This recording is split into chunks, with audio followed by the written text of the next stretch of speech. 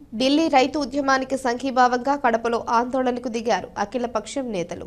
మోడీ కపట ప్రేమ నమ్మే స్థితిలో రైతులు లేరంటూ ఢిల్లీ కాల్పుల్లో అమరుడైన శంభో కరణ్ సింగ్కు అఖిలపక్షం నివాళి అర్పించారు. కడప పాత బస్టాండ్ మహాత్మా జ్యోతిరావు పూలే సర్కిల్ నందు ఢిల్లీ రైతు ఉద్యమంలో అమరుడైన శంభో కరణ్ సింగ్కు వామపక్ష పార్టీలు, అఖిలపక్ష పార్టీలు సంయుక్తంగా నిరసన ఆందోళన నిర్వహించి ఘన నివాళి అర్పించారు.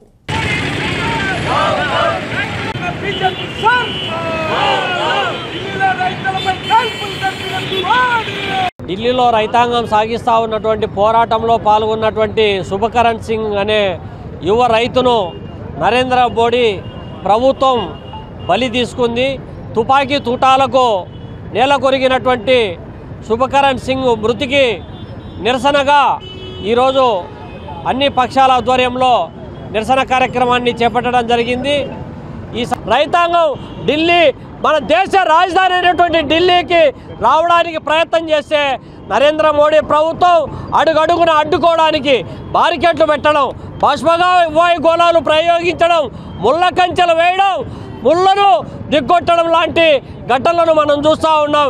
ఇన్ని అవరోధాలు ఎదురైనా కూడా ఏమాత్రం విరవకుండా రైతాంగం అత్యంత శాంతియుతంగా ఒక్కవోని ధైర్యంతో నిరసన తెలియజేస్తూ ఉంటే నరహంతకుడు, నరరూప రాక్షసి, ఇవాళ రక్త పిపాసి అయినటువంటి నరేంద్ర మోడీ ప్రభుత్వం అత్యంత పాశవికంగా రైతులపైన పోలీస్ కాల్పులు జరిపి ఒక శుభకరణ్ సింగ్ అనే రైతులు పొట్టన పెట్టుకున్నటువంటి ఘటనలు తీవ్రంగా ఖండిస్తూ ఉన్నాం, వ్యతిరేకిస్తూ ఉన్నాం.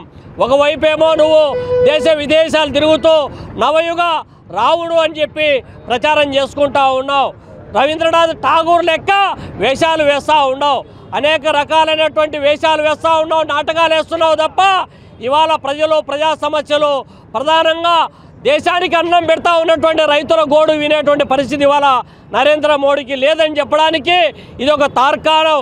రామరాజ్యం అని చెబుతూనే ఇవాళ రైతులను నిలువున కాల్చి చంపేటటువంటి ఘటనలు చోటు చేసుకుంటూ ఉన్నాయి.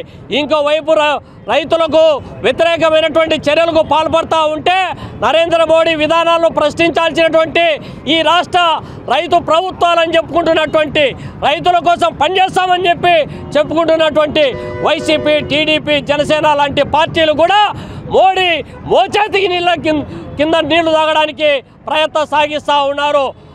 ఇవాళ పొత్తుల కోసం యుక్తులు పన్నుతూ ఉన్నారు.